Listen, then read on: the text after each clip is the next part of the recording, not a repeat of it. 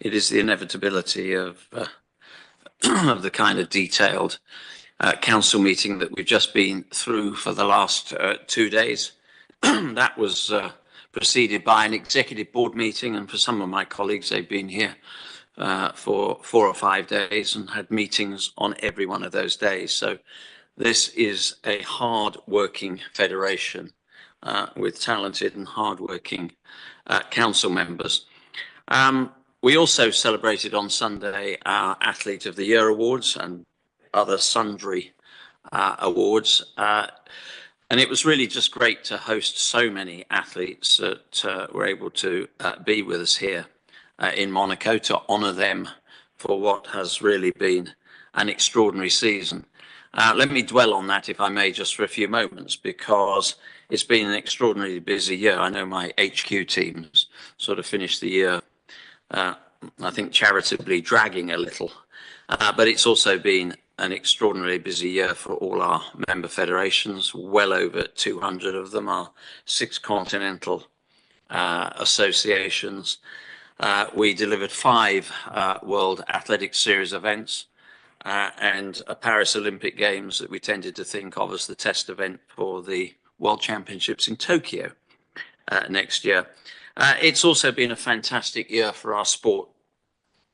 Barely 2 months has gone by without a major global event that has really showcased some of the most talented athletes in all our disciplines, in and out of stadium, that I can remember for many years. We staged 5 World Championships events, and of course, we also celebrated the cementation of our sport at the heartbeat of the Olympic movement in Paris. We had 21,000 athletes competing in our Diamond League and our Continental Tour series.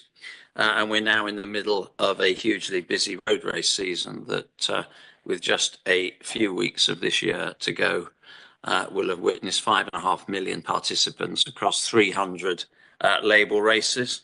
And frankly, it's not just been our athletes that have had a jaw-dropping year. Our broadcast reach has exceeded anything that we've seen in the past. We've got an extraordinary level and depth of media coverage. And of course, the second series of our Netflix season has just landed. And again, is our continued attempt to find new audiences, younger audiences, and of course, to make sure that where possible, we take athletics into the mainstream. We've also, I will also be holding media briefings towards the end of the year. Well, it's pretty close now, in a couple of weeks' time. So I'll save all the numbers for you on that occasion. Competition sits at the heart of pretty much everything we do. So our decisions at council in the last few days have really focused on our drive around innovation. And we approved a range of competition decisions, from qualification processes to timetables. And these, of course, are listed in the press release. I won't give you a reprise of those. They're available. I guess the highlights for us were we approved the inclusion of the 4x1 mixed relay, 4x100 meters mixed relay. It's a new event in our 2025 World Relays in Guangzhou, China, in just literally a few months' time. We also agreed the new official senior road distances for race walking as the half marathon and the marathon, and they will replace the 20 and 35K race walk respectively. We feel this lends a great deal more understanding for people watching that, and they have comparators with half marathon and marathon performances, which will look exceptional.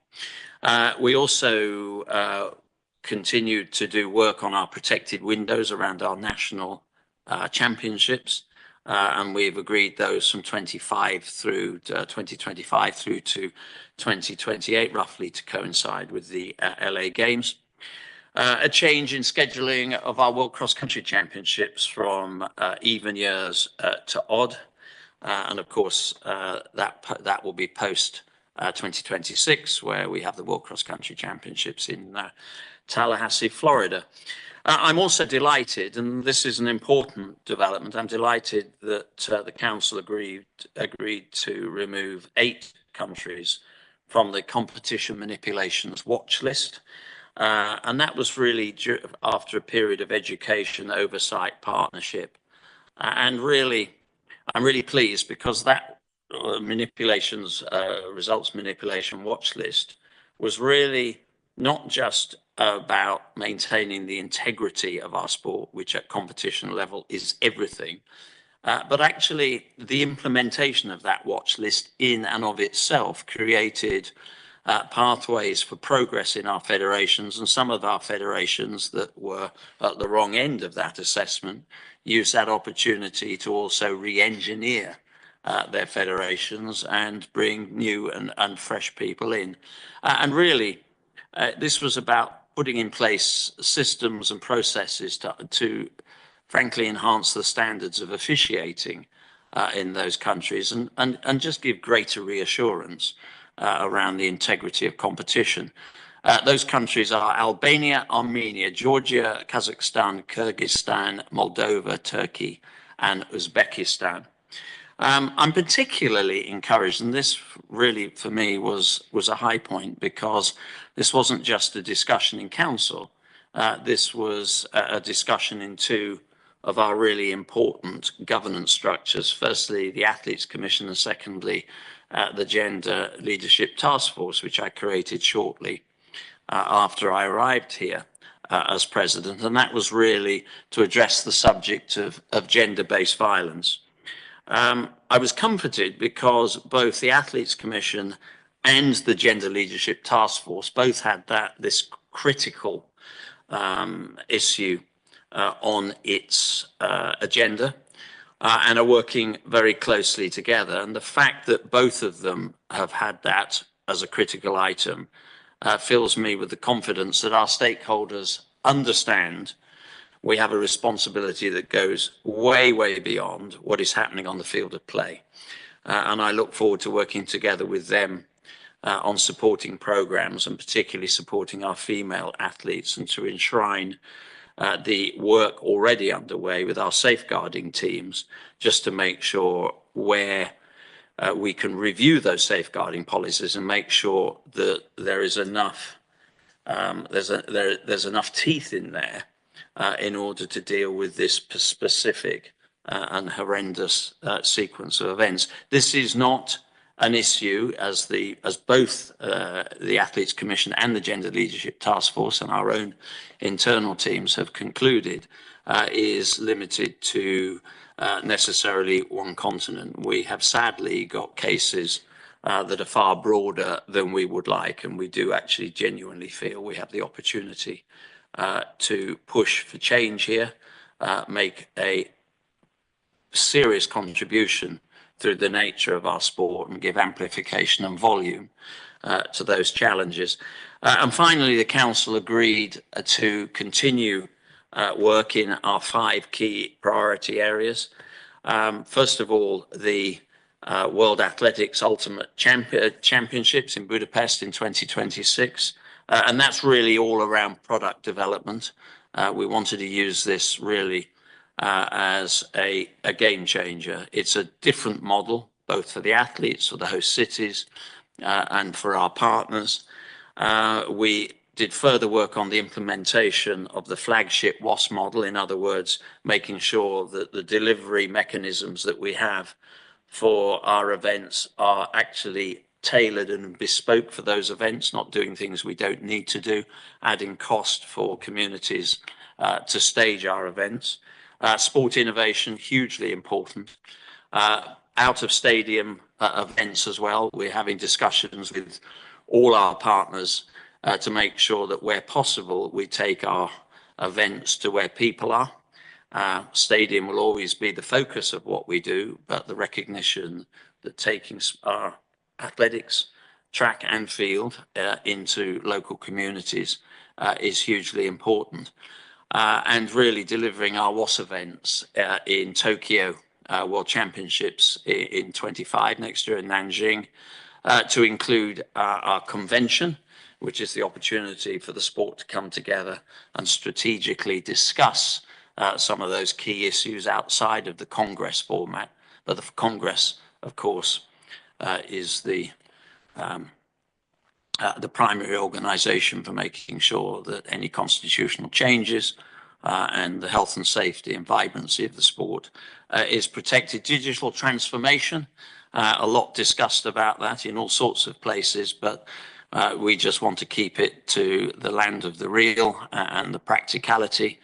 And acquisition and retention of first-party fan data with a 1.7 million target is hugely important to us. We burst through the 1 million. We're within touching distance of 1.2, 1.7 is the target. And really, it's about overhauling our digital experience. I won't beat you into submission on that one. Driving revenue and virtual sports and around our gaming strategy as well. So as you can see, that was a pretty meaty agenda. Plenty of feisty conversation, which is what I encourage in this organization. And the voice, particularly of the athletes, not just being heard, but being acted upon. Maggie, I think that's about it. So first of all, thank you. Well, finally, thank you for being on the call, and sorry for being a little bit late. Thanks, Seb. So we'll now open the floor to questions. So what I would ask you to do is to please raise your hand and unmute yourself when you're called upon. And please remember to let us know your name if it's not obvious from your username and the outlet. So if you can use the hand raising function in Zoom, we'll call upon you. And we'd also like to remind everyone that this press conference is about the World Athletics Council meeting. So if you could please keep the questions on that topic. Any questions outside of that can be addressed through the appropriate channels. If you would also like to submit questions by the chat, we'll monitor that as well. So let's go ahead and we can start with anyone with their hands raised. Larry, I can see yours. Let's go ahead with you first, Larry.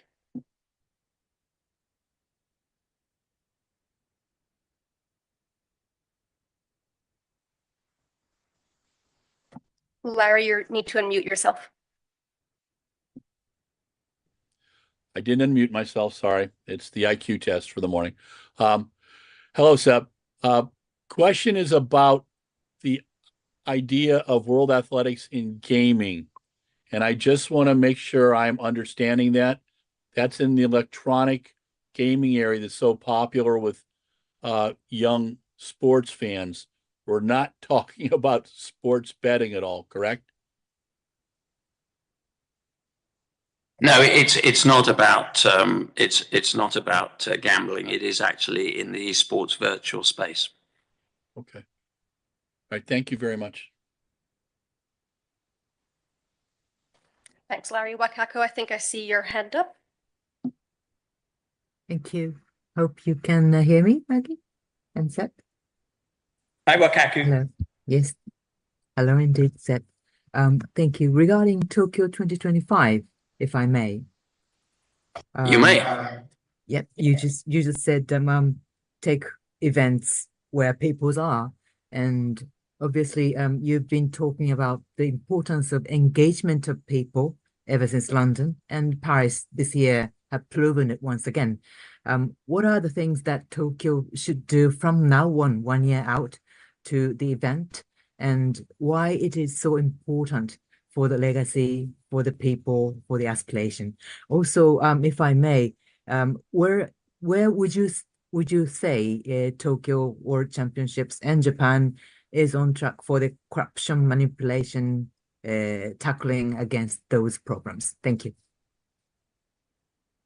We're in good hands, Wakaku. You won't be surprised when I say that. You know, Japan, Tokyo particularly, have staged, some of our most memorable events. We've had 2 World Championships there, 1991, which was frankly one of the best, 2007 when I actually got elected as vice president.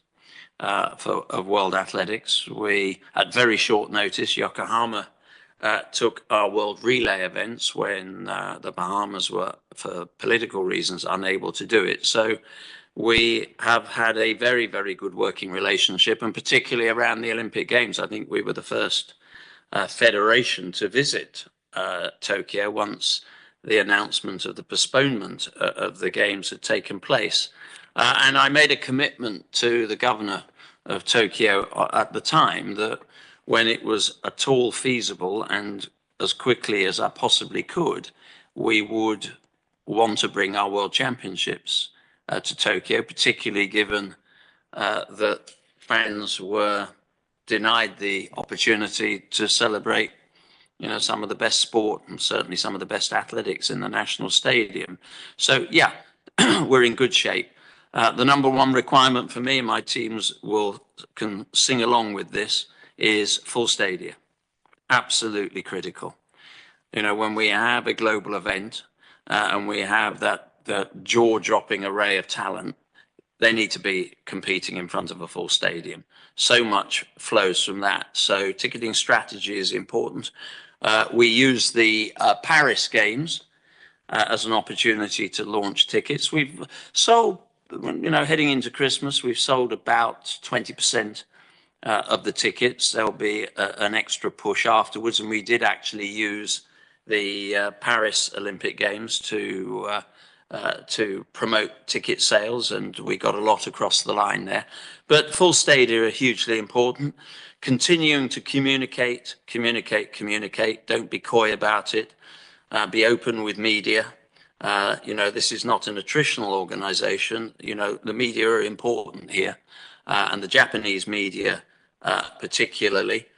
I see no challenges at all in the LOC's approach to our own tough governance structures. We have the Gold Templar Athletic Integrity Unit that, of course, will in large part be responsible for those integrity issues. And, if it had been a voting Congress, we would have also had an election oversight panel. So, yeah, we're in good shape. And I know that the integrity of competition in Japan is sacrosanct.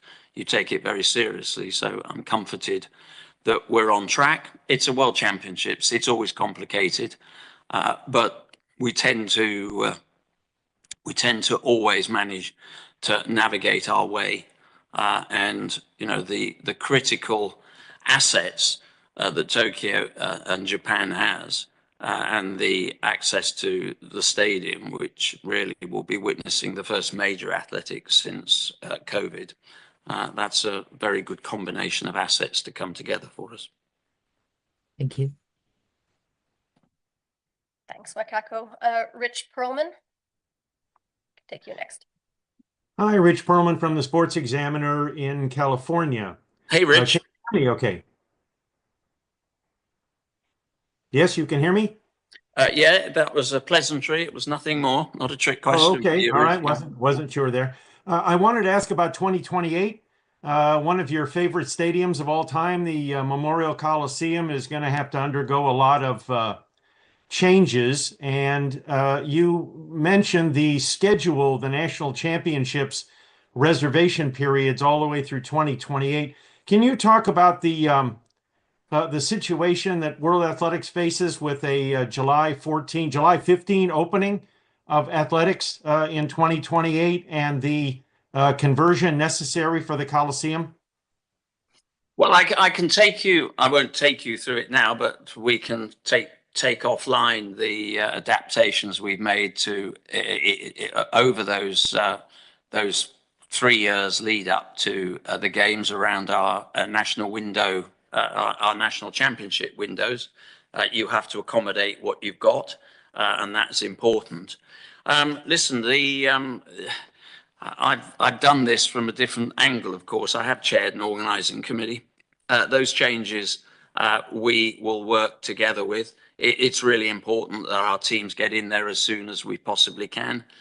When the appointment of a competition manager, sport competition manager, is in place, that will allow us to discuss those sorts of changes and what we need.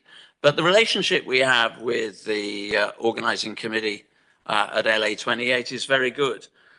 John actually gave, John and our competition teams today gave an update on progress for 28. I will be meeting with those teams probably soon into the new year.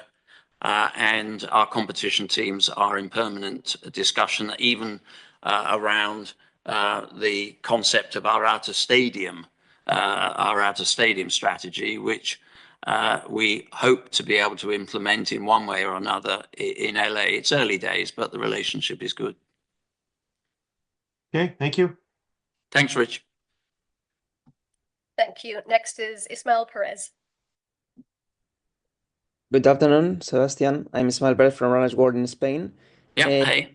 You announced new distance in race walking, but what about the next Olympic Games? How many distance in race walking and what will be in LA?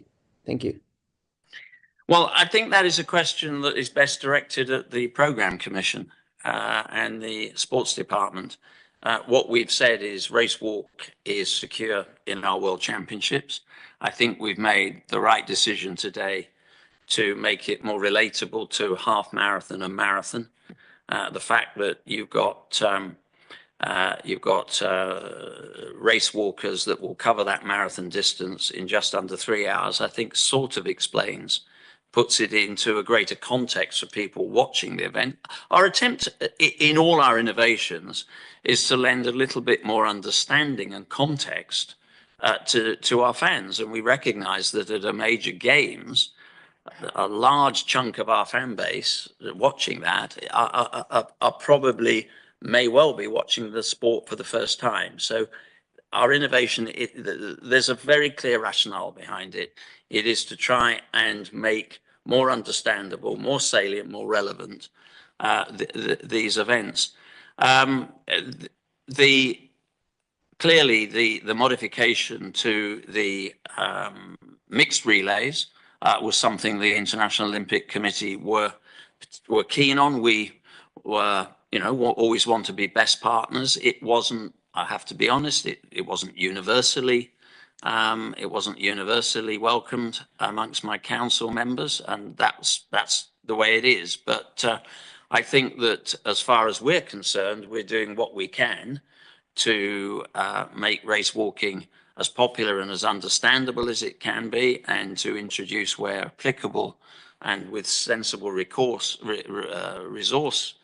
implications, the technology that can bring some of that to life, maybe around shoe technology and, judging, all those things we discussed actually in council. So yeah, we are come to, I think the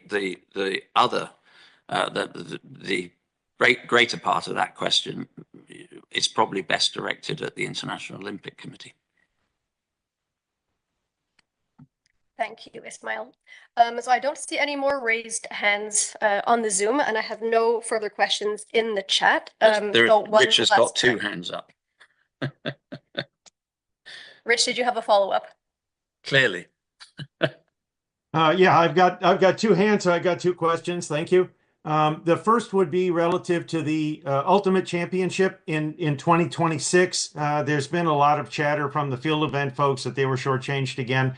I think it would be helpful to kind of understand what the concept was relative to the throws. You've got almost everything else in there, and not the steeplechase. I'm sure that El Bakali is unhappy about that. But especially the throws and the shot, which is a pretty popular event, was not in. And then I have to ask this in the context of the World Athletics Council. It is possible that you could be leaving the World Athletics presidency for another job. Possible in March. What is the council protocol if you should be elected to another unnamed position? Well, let me deal with that one head on, because that's the easy answer. Our governances are really clear. Our constitution is very clear that that role should there be a vacancy at World Athletics, and bearing in mind that there is also a 3.5-4 month transitional period, that role is assumed immediately by the senior vice president, and that would be in the very capable hands of Jimena Restrepo. We have a very clear guideline, not just for a president disappearing or a vice president. We know exactly what would happen if I won't get you down into the weeds, but it's frankly what we describe as a vacancy policy. So if anybody in any of our governance structures walked away, we are absolutely clear about how we replace and move on seamlessly, which is the way any good organization should be structured. Look, the ultimate challenge, championships, and look, I'm not going to be, naive or coy about it. This is specifically designed to be fast, flexible, and a championships that is run over 3 nights, 3 hours at a time, and unashamedly designed for television. And that is important. We have every 4 years, what our cycle looks like. I hate using the expression fallow year, because in that year is a European Championships and various other area championships that are often, really, really big moments in our sport. But what we don't have in one of those years, and this is the first attempt at this, which will be 2026, we don't have that concentration of roughly a billion eyeballs in the way that we do in an Olympic Games or 2 World Championships. And look, the details. It's 16 of the top track athletes, 8 of the top field eventers, a straight final for field, a semi and a final for track. And yeah, we couldn't get everything in there. There's not every track event in there. There's not every field event in there. And we've had to be intuitive about this. But actually, these are also data-driven responses. So off the back of Budapest and the work that our innovation team is doing here, and this is important, we have an innovation team. It is a dedicated team with a dedicated resource. And they spend hours of their day looking at a number crunching around everything from spectator response, the audience journey, the athlete journey. And on this occasion, it's just not possible, nor should we attempt to put every discipline into a 3-hour format over 3 nights. We have consulted probably more extensively on this than we have on almost anything. And there's an important point here, because, we're still 2 years out effectively. And that team, including our competition team, and a large chunk of our time in the executive board and at council, were devoted to a real in-depth and detailed analysis of what we're trying to put on. So, this won't be, it'll be all right on the night, or, some happy accident where we've got a little bit of money and we're hoping that we can make a bit of a splash. We want this to be a regular occurrence. We want it on a biannual basis. And yeah, there may be, the next edition may be a review of distances, jumps or throws. But at the moment, we feel we've got the right content for those 3-hour slugs of time. Not perfect. We're never going to satisfy everybody, but I think let's see where we get to on this. But the only criminality is sitting there doing nothing and hoping that it's all sort of going to work out. It won't. Our sport has to move on. Thank you. Pleasure. Thanks, Rich. And then the last question for Larry. Hello, Seb. Hey, Larry. So I really appreciate you going out on a limb and doing the $50,000 gold medal prize money. And I know you've done it at personal cost, and especially with some of the friends in the IOC. It seems to me that you are trying to give the sport a lot of credibility and more eyeballs. Totally appreciate that. Can you comment on the the challenges of a world record, such as the women's marathon, that kind of shook people up? And how would you tell us to put that in perspective? Larry, I'm not quite sure what just explain a little bit more about your analogy around the women's marathon. I think one of the things that World Athletics has done and done well is trying to understand, helping us understand where the super shoes fit in, where other technologies fit in, and trying to explain that competition is the big deal. So, and we obsess on times a lot. And I think, like, going to Budapest, the world champs, it was one of my favorite world champs of all that I've been to. And it was all about the competition. When someone wins a race by 4.5, 5 minutes, and you can't orchestrate that, it's just it kind of changes the whole perspective. Did World Yeah, look. So how would you put that in a position? Look, the broader principle for me, philosophy, is really clear. Sure. I actually was the first athlete to address an Olympic Congress back in 1981. Yes, I am that old. And, I would live by every word of that 4-minute speech. And a large part of that speech was about the welfare, the well-being, the financial security of athletes. I may be old-fashioned about this. I just like the idea of them eating and training regularly, with some security. Yeah, it is really important. We introduced, as a sport, we introduced prize money into the World Championships many years ago now. I think it started out as the equivalent of a car from one of our sponsors. It then got translated into cash. We increased that cash offering at the Eugene World Championships, the World Athletics Ultimate Championships. A winner there will walk off with 150,000, and everybody that competes will take, have some skin in the game. And look, I don't think this is complicated. It was just a broader recognition that we are only an organization that survives financially and with a sustainable revenue stream because of the extraordinary nature of our athletes. And I just think from time to time, it's not unreasonable to reflect that contribution and do what we can for structures. Yeah, and we've got shoe technology, and we're the first. It's the first time we now have a unit within World Athletics that works alongside the shoe companies to try and make sense of some of the developments. We're not an organization that, no civilization has really ever prospered by trying to strangle innovation, but there's a balance.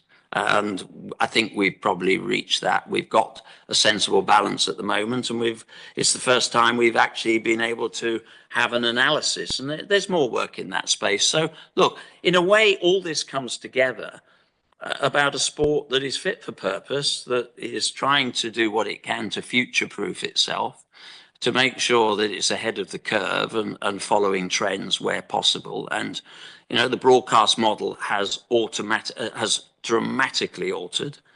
The sponsorship space, as other organizations have found, has dramatically. I've been in that business for 30 years. I know the approach in some spaces is very analog. I think we are adopting what I know to be techniques, methods, and approaches that will maintain athletics where it needs to be, and that is my number one focus. Seb, thanks a lot. Thanks, Larry. So we do have one last question. Actually, Ismail, you can get the last question, and then we really do need to go. So Ismail, you can go ahead quickly. Hello. What do you think about the new Grand Slam track of Michael Johnson? Is this a threat for the Diamond League, or what do you think about their lack of field events? Thank you. Look, there are two things here. I guess I should be comforted, and I said this to the council in my opening remarks yesterday morning.